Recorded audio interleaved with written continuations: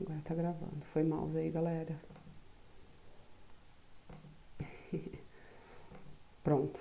Voltei na tela cheia, tá? Vocês me falam se não estiver aparecendo aí o capítulo 9, essa primeira página.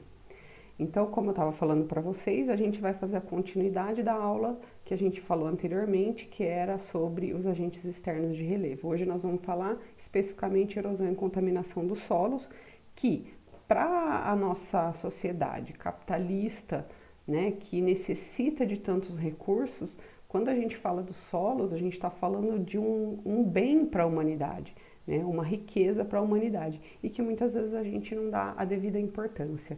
Né? Quando a gente trata, fala do solo, né, a gente trata com um certo desdém.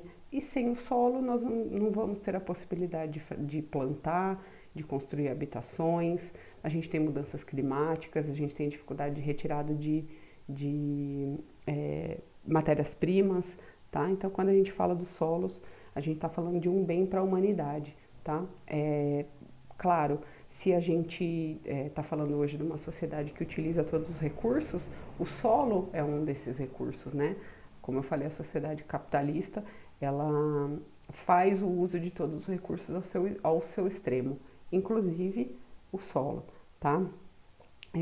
O solo, então, ele é o resultado daquilo que a gente aprendeu na aula anterior, intemperismo e erosão, tá? Por que intemperismo? Porque dentro, eu estou mostrando aí a imagem para vocês, né, segunda página aí, o solo, né, como que o solo ele ocorre, né, todos os solos são iguais, né, cada lugar do mundo que eu vou cavar ali e vou encontrar o mesmo tipo de solo, né, ou dentro de um mesmo país eu só encontro um tipo de solo?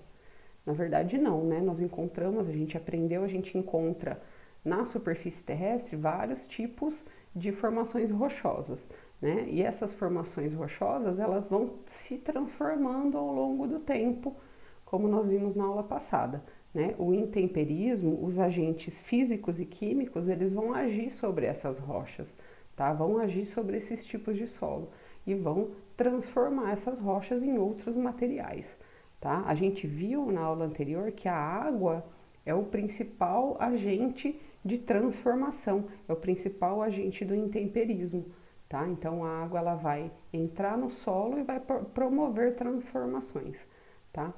Mas a gente tem relacionado ao tipo de solo também o tipo de clima que eu vou encontrar, tá? Dependendo de onde, né, cada localidade, em cada zona térmica, cada zona climática que ela se encontra, eu vou ter um tipo diferente de solo, tá? A gente um termo, né, que é bem importante a gente saber, a nomenclatura, que são chamados horizontes do solo. Os horizontes do solo são essas camadas do solo que estão sendo mostradas aí nessa imagem, nessa figura, tá? Onde a gente tem climas temperados, né, ou seja, climas que têm bastante diferença de temperatura, né, nós temos um tipo de solo que vai sofrer com uma influência um pouco menor em relação à umidade, tá? Onde a gente tem os climas mais úmidos, a gente tem uma maior influência da umidade, a gente tem uma maior quantidade de geração de novas substâncias pelo intemperismo, tá? Onde nós temos solos mais úmidos, nós temos também uma maior, solos mais ricos, tá? Mais em especial nas suas camadas mais superficiais, porque quando a gente tem muita umidade, a chuva ela lava essa rocha e diminui a sua fertilidade, tá? Onde nós temos os solos com climas mais secos, esses solos têm uma tendência a serem pobres e serem principalmente solos muito duros, tá? Solos que são muito compactos. Então, o tipo de solo ele vai depender também do tipo de clima onde cada localidade está inserida, né? Onde chove mais, a gente tem mais estratos, né? Mais diferenças do tipo de solo. Bom, tem uma parte aqui de baixo, está falando um pouquinho da importância da conservação dos solos. Bom, o solo nada mais é do que uma das esferas da Terra, né? Dentre todas as esferas que a gente tem, o solo é uma delas. quando a gente tem o desequilíbrio de alguma dessas esferas, esse desequilíbrio ele vai aparecer, né? A interação entre essas esferas, se uma dessas esferas está desequilibrada, vai gerar impacto nas demais, tá? Por isso que hoje existe uma grande urgência mundial sobre a conservação do solo, tá? Existe uma preocupação da ONU em alimentar o planeta, tá? E para alimentar o planeta, a gente precisa não só produzir, né, não mais, e sim produzir melhor, produzir sem destruir o solo, né? E a questão da conservação do solo, por que ela é uma preocupação tão grande? Porque eu consigo esgotar um solo, destruir um solo em poucos anos, tá? 10, 15 anos eu consigo destruir o solo de uma determinada região, por vários fatores que nós vamos falar daqui a pouco. Porém, para eu conseguir recompor esse solo, talvez em uma geração eu não consiga ver essa recomposição do solo, né? Fazer com que esse solo volte a ser fértil, volte a ter uma cobertura vegetal, tá? Então, é por isso que existe essa forte preocupação da ONU sobre a alimentação do planeta, porque a gente tem um processo bastante acelerado de destruição do solo, tá? Bastante acelerado de destruição do solo. Dessa forma, então, gente, a gente observa que os primeiros países que começaram a destruir o seu solo foram os países que hoje a gente conhece como países ricos, desenvolvidos. Porém, esses países já passam hoje por um processo de recompor o seu solo. Em contrapartida, nós, os países mais pobres, nós ainda estamos no processo de destruição e nós não temos condições de recompor esse solo, porque nós estamos fazendo a produção de produtos primários, né? E principalmente voltados para exportação. Então a gente precisa produzir cada vez mais, cada vez mais. Então a gente está num processo inverso dos países mais ricos, né? Os países mais ricos eles estão recompondo suas coberturas vegetais, recompondo o seu solo, fazem produções agrícolas e pecuárias muito mais conscientes e sustentáveis do que a gente, claro, por motivos óbvios, né? E eles então estão num processo inverso do nosso, né? Os países ricos. Nós, os países pobres, não temos muita alternativa, a não ser produzir mais, né? Para conseguir ter uma economia razoável e que as pessoas não morram de fome. Vou passar mais um slide aqui, tá? Não tem muitas imagens, infelizmente. Então, vai falar um pouquinho sobre a erosão dos solos, tá?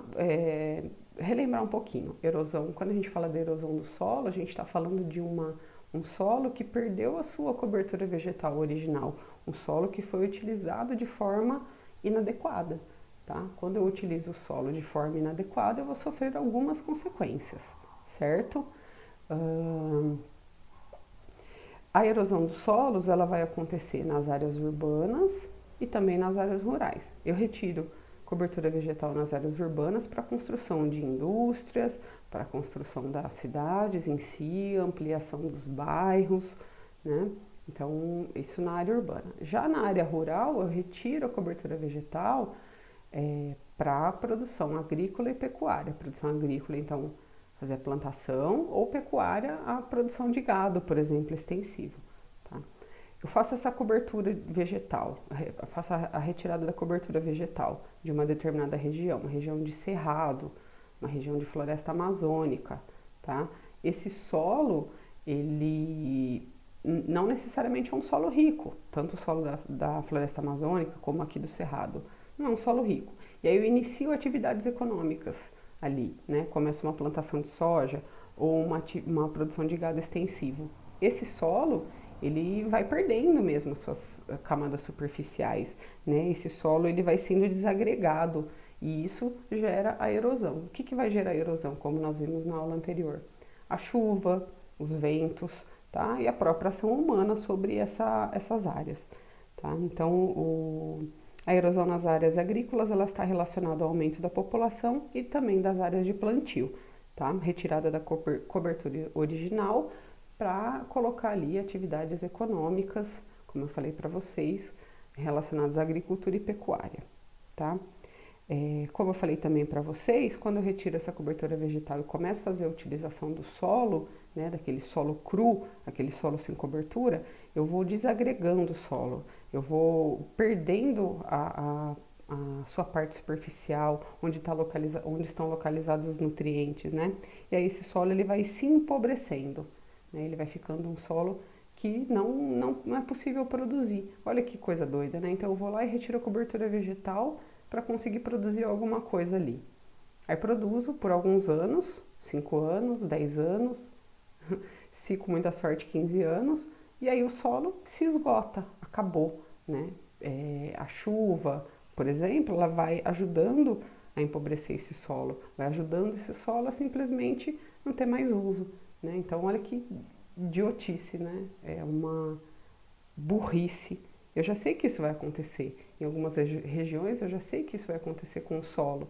Mas eu estou num país pobre, eu não tenho condições necessariamente de tratar esse solo, né? Ou eu não me importo com isso, né? Imagina o cara que invadiu uma região de floresta, desmatou ali e iniciou uma produção de gado extensivo.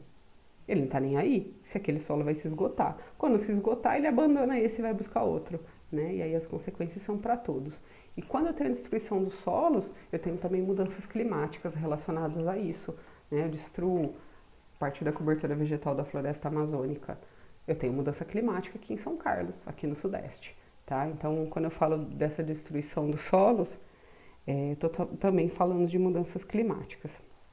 Continuando aí no pensamento, né, na erosão dos solos nas áreas agrícolas, a desagregação do solo e o empobrecimento, ele vai levar ao transporte e deposição de parte desse solo em outras regiões, o que a gente chama de assoreamento, né? Então, em algumas regiões, essa cobertura, né, essa camada mais superficial do solo, ela é transportada para outras regiões, com a chuva, por exemplo. E aí esse solo, essa terra vai se depositar em outros locais, né, que são os fundos dos rios. E isso pode levar ao problema das enchentes, tá? Inclusive nas áreas rurais, não só. A gente não tem enchente só nas áreas urbanas, mas também nas áreas rurais, tá? Tem um dado bem forte, bem importante que é trazido sobre essa questão da erosão dos solos, né? Nós temos 60% dos solos dos países pobres já degradados, tá? Porque hoje quem é o maior produtor de produtos primários, né, que para exportação são os países pobres, né? Então nós temos aqui a América Latina toda, é uma grande produtora, a parte da Ásia, né, produz muitos alimentos, né? Então eu tenho uma grande parte dos solos totalmente destruídos, totalmente degradados, tá? E aí nós temos uma questão, né, que é a questão da tecnologia. Pô, a tecnologia, gente, é uma bênção, é uma maravilha, né? Ela é mesmo uma maravilha, mas em alguns momentos ela também é sinônimo de destruição, de degradação. Então hoje nós temos tecnologias para uma maior produção, porém essa maior produção ela gera também uma maior destruição, né? Então eu preciso, vou dar um exemplo aqui da nossa região, tá? Deixa eu dar um gole de água. Tem um exemplo aqui da nossa região. Então nós estamos localizados na região de Cerrado, né? Aqui no entorno da cidade de São Carlos e na cidade também, né? O solo do cerrado, ele não é um solo rico, né? Então eu vou lá, retiro a cobertura vegetal do cerrado e vou começar a plantação de cana, que é o que nós temos aqui no entorno, já que é para usar o nosso exemplo, tá? Tem a plantação da cana. Então eu vou lá, retiro a cobertura vegetal, preparo a terra, faço a plantação da cana. Quando a cana está pronta para colheita, o que a gente faz? Põe fogo, tá? Se for fazer a colheita manual, geralmente se põe fogo, ou então eu vou lá e retiro essa cana quando ela está pronta, com as máquinas, o maquinário, tá? Terminou de fazer essa colheita, o que eu faço? Planto de novo, tá? E colho de novo. Terminou essa colheita, vou plantar de novo. Enfim, nós temos um ciclo de plantação e colheita que não acaba, tá? Agora eu acho que a gente passou pelo período de colheita, né, de safra da cana. Agora entra entre safra, período de produção, de onde eu vou plantar essa cana e vou esperar ela crescer. Beleza, eu estou plantando e colhendo nesse solo um atrás do outro. Eu planto, colho, planto, colho, planto, colho. Se bobear, dá uma queimada ali no meio do caminho também, tá? O que o que vai acontecer com esse solo? Esse solo vai perdendo seus nutrientes. Então, a necessidade de uma grande produção faz com que eu não consiga deixar aquele solo respirar, deixar aquele solo se recompor, tá? Ah, mas aí eu posso, por exemplo, ao invés de plantar cana, eu posso plantar milho no outro ano. Pois é, só que algumas atividades econômicas têm maior importância comercial. Então, o cara que está ali produzindo a cana, né, ele está produzindo açúcar também, mas ele está principalmente produzindo o etanol. Né? Essa é a importância dele. E esse etanol ele vai ser exportado. O cara não quer deixar de produzir o etanol para produzir milho, por exemplo. Né? Então, ele acaba produzindo a cana atrás de cana, atrás de cana, atrás de cana, e vai chegar um momento que esse solo não vai mais produzir. Tá? Se eu tenho muito dinheiro, eu posso até buscar fazer uma melhoria desse solo, só que é caro, demora, e muitas vezes esses donos, né, de terras têm interesse em reconstituir essa terra. Né? Eu uso uma parte, a hora que estragar eu vou em outra, porque eu tenho muita terra. Tá? Então, a questão da tecnologia, ela aumenta a produção, mas ela aumenta também a destruição. E isso em países pobres, hein, gente? Essa realidade ela é muito pior para os países pobres. Nos países ricos, nos países pobres primeiro tem menos mecanização. Tá? Nos países ricos a produção é altamente mecanizada. Né? Então eu destruo menos o solo. E eu tenho muito mais dinheiro nos países ricos para fazer o tratamento desse solo, para fazer rotação de culturas, associação de culturas. Né? Se caso naquele ano tiver um prejuízo, os governos dos países ricos ajudam com subsídios, faz com que o cara não tenha um grande prejuízo. Então é bem diferente, né? Essa questão nos países ricos e pobres é bem diferente. Continuando aqui, gente, falar da contaminação, né, dos solos.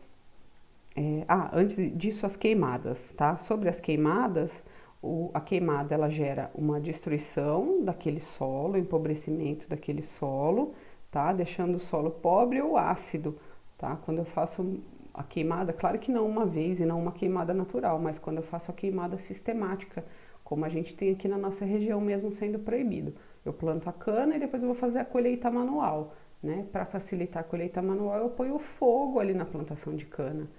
Eu estou simplesmente destruindo o solo, inclusive retirando parte da matéria orgânica que ficaria ali, né? Que seria ajudaria na cobertura desse solo, tá? Então as queimadas têm um papel bem importante, tá até mostrando aí na imagem, né? Saindo da parte de erosão, indo para a parte de contaminação dos solos em áreas agrícolas, primeiro, né, que nós estamos falando, a gente vai estar falando principalmente dos agrotóxicos, né? Hoje, nós somos o país do mundo que mais utiliza agrotóxicos, essa é a primeira informação. Segunda informação, para quem acompanha mais ou menos política, né, e geopolítica, hoje nós somos o país que mais utiliza agrotóxicos e somos o país do mundo que tem o maior número de agrotóxicos que são legalizados, tá, que são permitidos pelo governo. Tem hoje um forte comprometimento do governo atual, né, do governo do Bolsonaro, que é de liberação do maior número de agrotóxicos possíveis. Tem hoje no Brasil agrotóxicos defensivos agrícolas que são utilizados aqui e que não são permitidos em nenhum outro lugar do mundo, tá? Nem outros países pobres, minha gente, aceitam isso que a gente está aceitando, tá? A questão do agrotóxico, por que ela é tão pesada?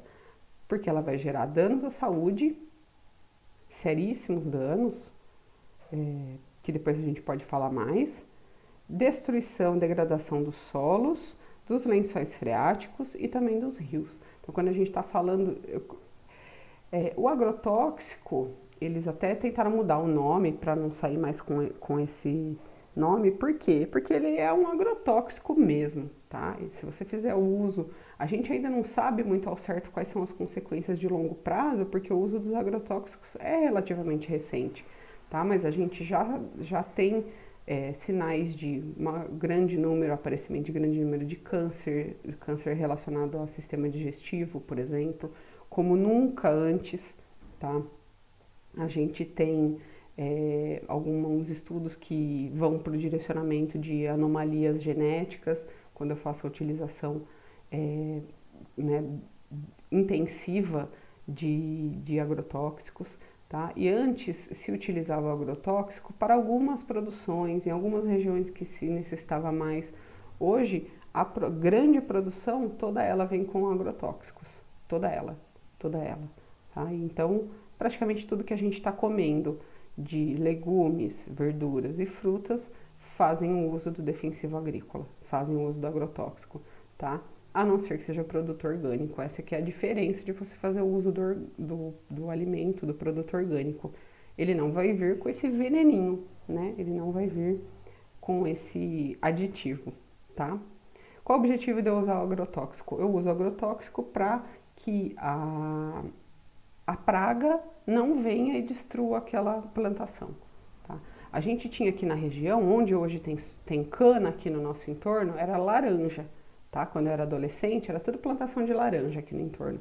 A gente era o maior produtor mundial de suco de laranja. Ainda é, mas a região diminuiu bastante, tá?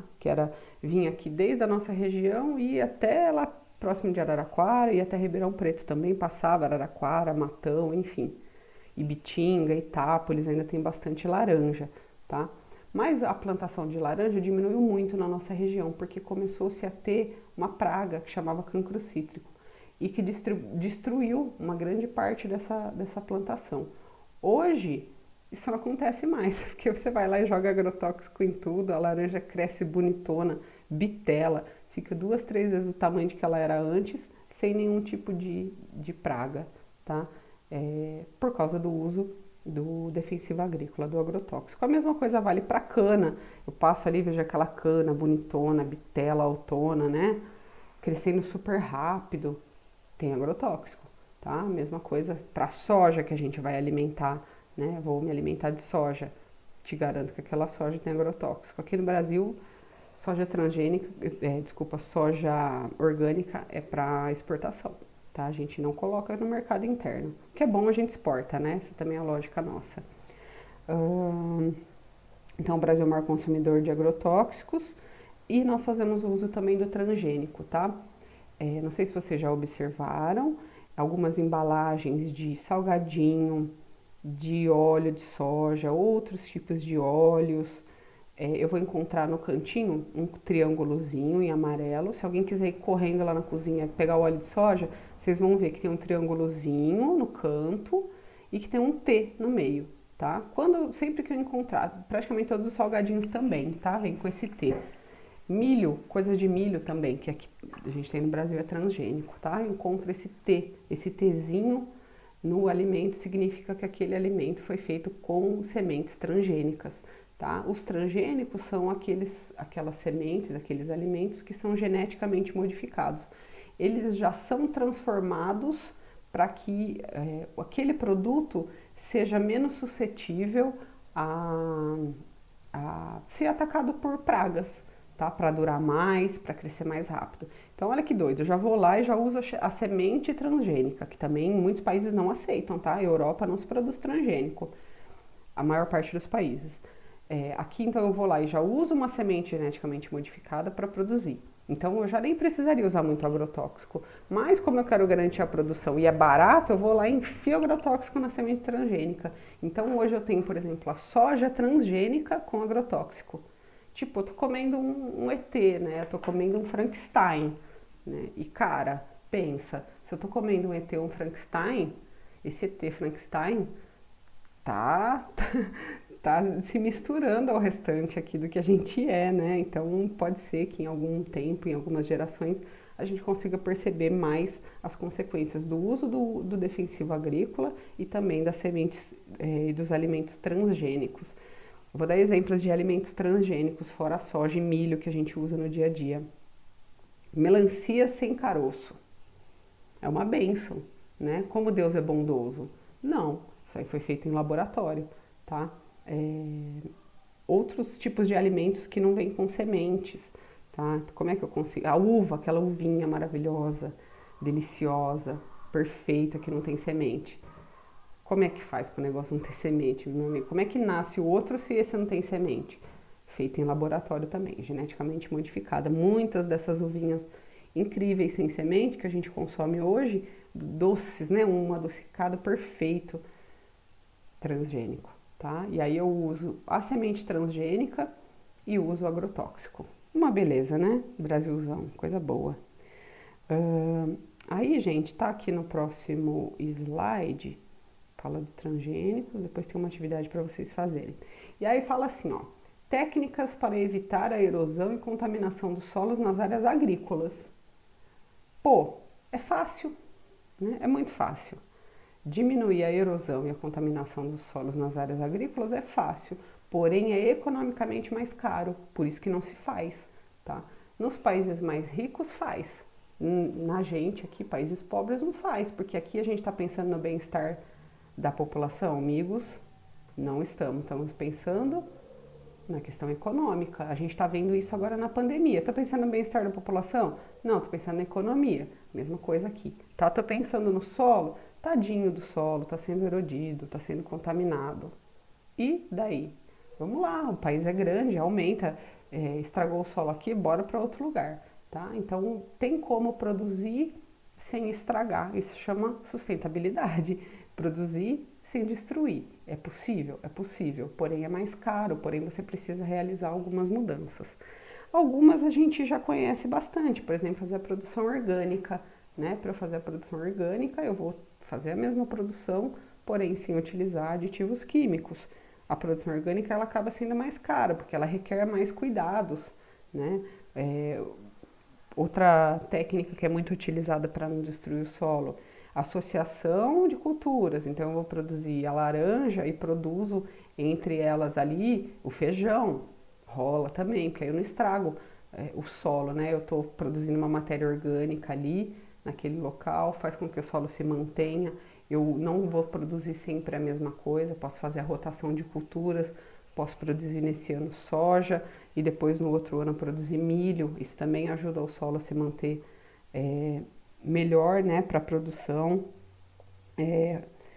Tem também aí falando da curva de nível, né, quando eu tenho altitudes. Eu tenho também terraceamento, como está aí na imagem do lado direito, né, produção de arroz em terraços, né, então quando eu faço esses estratos, né, eu faço esse tipo de manutenção do solo, eu impeço que a chuva retire os nutrientes de forma muito rápida, diminua o fluxo da chuva e aí ela não leva embora, ela não lava esse solo. Tá? Eu tenho também algumas produções dentro dos orgânicos, como a produção agroflorestal. Tá? Então eu consigo, dentro de um extrato de vegetação, fazer a produção de alimentos ali. O que se pensava que não rolava, que era impossível. E hoje a gente já sabe que é possível.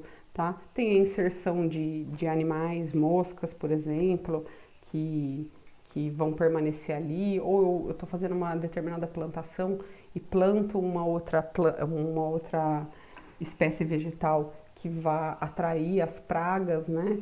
Então eu posso, por exemplo, plantar tomate perto de uma soja e aí o tomate puxa essas pragas, né? E a soja fica legal, fica intacta. Então existem formas de produzir sem destruir, mas geralmente elas precisam de mais investimentos. E como eu falei para vocês, a gente está num país capitalista, porém subdesenvolvido, estamos inseridos no mundo capitalista, tá? Então a gente quer produzir mais e mais e mais e mais e mais e exportar para os países ricos, né? E aí isso não dá resultado bom, fato, tá? Eu já dou esse spoiler também.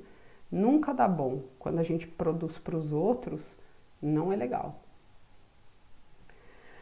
Seguindo mais um pouquinho, agora nós vamos falar da desertificação, né? Falamos da erosão e contaminação dos solos, vamos falar também da desertificação, tá? Ainda estamos falando principalmente de áreas de zonas rurais, tá? Quando a gente fala de desertificação, nós estamos falando de degradação de terras áridas, semiáridas ou secas e semiúmidas, tá bom? Essa degradação do solo, ela pode acontecer tanto como um processo natural de variação climática ou pela ação humana. Já garanto para você que a ação humana ela é muito mais importante nesse processo. Como que eu causo a desertificação do solo? Com desmatamento, queimadas, uso intensivo do solo, que eu falei para vocês, né? Produzir em larga escala sem deixar o solo respirar, Ecossistemas frágeis, né? Então eu começo uma atividade econômica ou destruo uma parte de uma vegetação e simplesmente ela desaparece.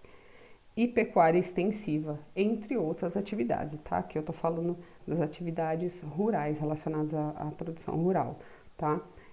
Todas essas atividades aqui, gente, são relacionadas ao sistema capitalista. Então eu vou lá, destruo uma parte, né, de vegetação para colocar uma atividade econômica ali, tá? Os países, né, eles começam a pensar nessa questão da desertificação também bem recentemente, só a partir dos anos de 1990, quando passa a se combater a desertificação dos solos, tá? Até então, muito recentemente aí, não se tinham ações globais nesse sentido, tá? E a partir, principalmente agora, do século XXI e da Agenda 21, e que se começa a pensar em recuperar esses solos e impedir que mais regiões fiquem desertificadas, tá? Quando eu tenho solo desertificado, eu simplesmente não consigo ter nenhum tipo de produção agrícola e pecuária ali. É um solo arenoso, um solo morto, tá? Que não ajuda a gente na produção agroindustrial. Aqui está mostrando, né, a desertificação do solo. No caso aqui do Brasil, a maior parte de regiões com desertificação são as regiões do semiárido, né, da Caatinga, mas a gente tem também um processo de desertificação hoje acontecendo no bioma da Amazônia, tá bom? Seguindo, agora nós vamos falar de contaminação dos solos, né, na questão urbana, tá? Para a gente é muito mais fácil pensar na questão urbana, porque a gente está aqui e a gente observa e a gente sabe e a gente percebe, né? Então, quando eu falo da contaminação nas áreas urbanas, primeiro relacionado ao lixo, o lixo sólido, né? O lixo que a gente produz todos os dias e como ele é descartado, tá? Existem 3 formas de descarte de lixo nos países aí do mundo, tá?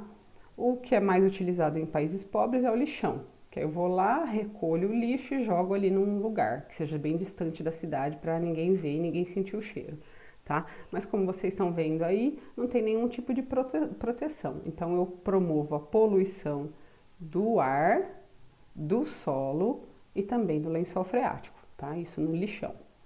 Aí, alguns países mais remediados, assim, vão lá e falam, pô, não dá mais para ter lixão. Vai lá e cobre o lixão, joga a terra em cima, tá? Porém, continua se produzindo substâncias tóxicas, tanto para o solo, como vocês podem ver aí, e para o lençol freático, como para o ar, né? Se eu for aqui no aterro de São Carlos, que uma grande parte já está desativado, continua tendo esses canos aí que estão sendo queimados, tá? Estou queimando gás metano, ao invés de eu soltar ele na atmosfera, eu queimo ele, os danos são menores, tá? Mas a poluição é a mesma. No aterro controlado, eu pego um antigo lixão e dou uma melhoradinha. Coloco ali uma mantinha de PVC para impedir que essas substâncias cheguem até o subsolo, tá? Nos aterros controlados que a gente tem aqui, então eu faço uma proteção e vou cobrindo de terra. Coloco uma camada de lixo, uma camada de terra, tá? Quando eu tenho os aterros, eu tento melhorar essa produção de gases tóxicos, tá? Fazer com que não se produza o gás tóxico e as substâncias que vão ser absorvidas pelo solo. E aí o ideal, né, que é o aterro sanitário, que ele é muito mais presente em países que têm condições de fazer, onde eu faço uma proteção bem decente, bem bonitona do solo, para que eu não tenha contaminação de solo e de lençóis freáticos e tenha o mínimo de poluição do ar, tá?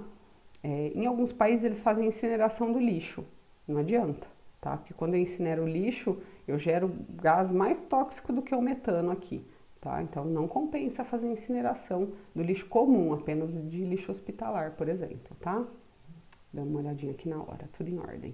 Então o aterro sanitário, que é o ideal, ele praticamente não gera resíduos para o meio ambiente. Praticamente porque é impossível eu ter ali lixo e não ter nenhum tipo de consequência. Também é uma ilusão, tá?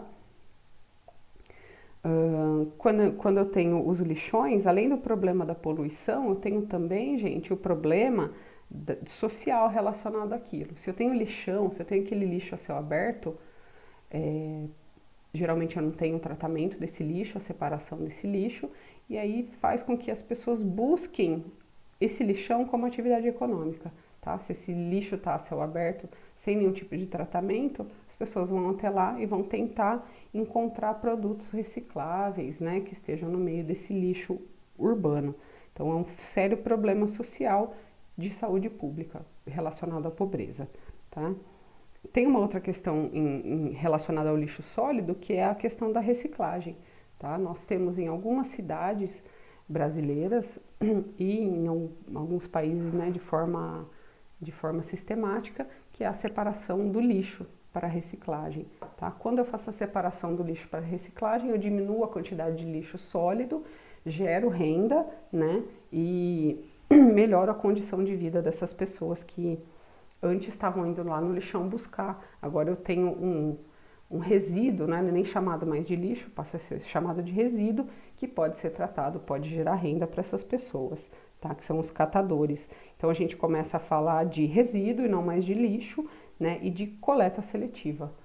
A gente fala também, dentro dessa questão de repensar os resíduos, principalmente do nosso lixo domiciliar, pensar naqueles famosos 4 R's, né? Reduzir, reutilizar, racionalizar e reciclar. Então eu tenho aquele resíduo, se eu passo a observar ele não como lixo e sim como resíduo e reinventar aquilo, cuidar daquilo e pensar que aquilo é minha responsabilidade, os danos vão ser muito menores, tá? A gente meio que caga pro lixo, né, foda-se o lixo, né? Eu pus ali pra fora e dane-se. Ele não tá fedendo aqui na minha casa, não tá gerando vermes, dane-se, né? Então, essa visão bastante egoísta e capitalista que leva a gente a estar nessa situação que a gente está hoje, péssima, né? Nós temos também, gente, o lixo comercial, tá? Tudo que é produzido pelo comércio os governos têm essa necessidade e essa obrigação de fazer o recolhimento do lixo comercial, também do lixo público, tá? Então, o pessoal que larga o sofá na rua ou faz o despejo de entulho em local inadequado, é uma obrigação do poder público fazer o recolhimento desse lixo, tá? Que é chamado de lixo público. A cidade, geralmente, elas criam, né? Aqui em São Carlos a gente tem o ecoponto. Então, eu tenho um entulho que eu fiz aqui da minha obra, ou sobrou um sofá velho, eu vou lá e levo até o ecoponto. Mas nem todo mundo tem como levar até lá, e tem muitas pessoas que são porcas mesmo e deixam aqui na beira do rio, por exemplo. É uma obrigação do poder público fazer o recolhimento desse lixo, tá? É também uma obrigação das empresas e do poder público cuidarem do lixo industrial, tá? Tanto o lixo sólido como os efluentes industriais, tá? As empresas, como a gente tem no Brasil uma legislação muito fraca relacionada à sustentabilidade, então a maior parte das empresas vão lá, produz e joga no rio. Pensa no Rio Tietê, em São Paulo. Aquilo ali não é lixo, não é só esgoto doméstico, são efluentes industriais, tá? As empresas produzem produto químico e jogam direto no esgoto. Tá? Isso deveria ser, obviamente, combatido, mas não é, só é combatido nos países ricos. Fora o lixo industrial e os efluentes industriais, existe também o lixo hospitalar. Tá? O lixo hospitalar ele tem que ser muito bem cuidado, separado e destinado à incineração.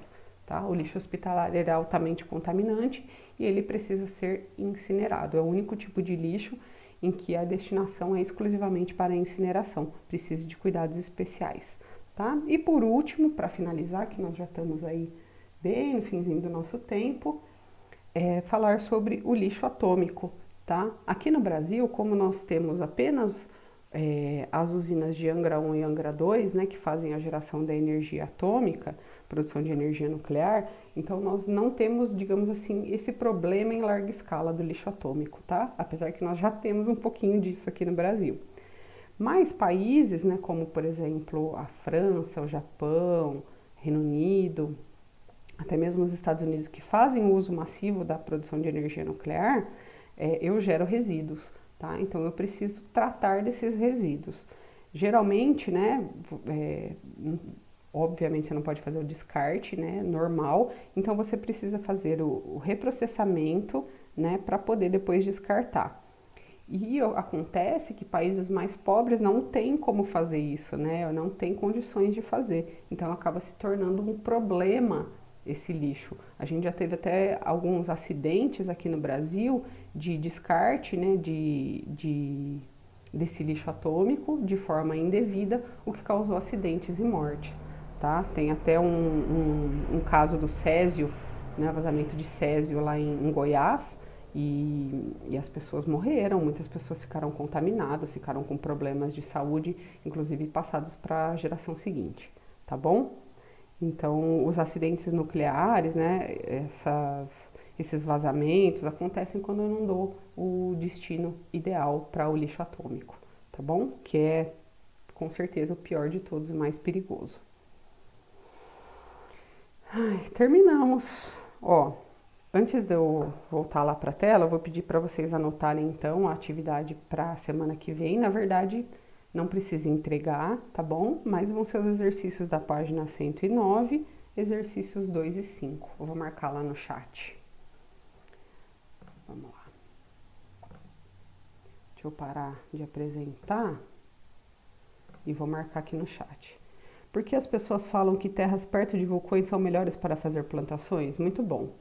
A terra que é resultado do vulcanismo, ela é uma terra fértil, tá? É um tipo de material que se forma ali, é muito fértil. Inclusive essa terra vermelha, que a gente chama de terra roxa aqui no interior de São Paulo, é terra vulcânica, tá? A gente teve bastante atividade vulcânica, por isso que essa terra, né, perto dos locais onde teve erupções vulcânicas muito antigas, né, ou não tão antigas, a gente tem um solo muito fértil, viu, Nicolas? Por isso que o pessoal busca esse tipo de solo, é um solo com bastante fertilidade, tá? Ó, vou marcar aqui no chat, gente. Alguém mais tem alguma dúvida enquanto eu marco aqui? Página 109, exercícios 2 e 5. Pessoal, esse exercício então que eu tô passando para vocês, esses dois da página 109, é para fazer no caderno, tranquilão, só para você ir fazendo a manutenção daquilo que a gente está aprendendo. Tudo bem? Pessoal, alguém quer perguntar mais alguma coisa relacionada ao que a gente viu agora, a aula de hoje, as atividades, a avaliação contínua? O que vocês me dizem aí? Vou parar a gravação aqui.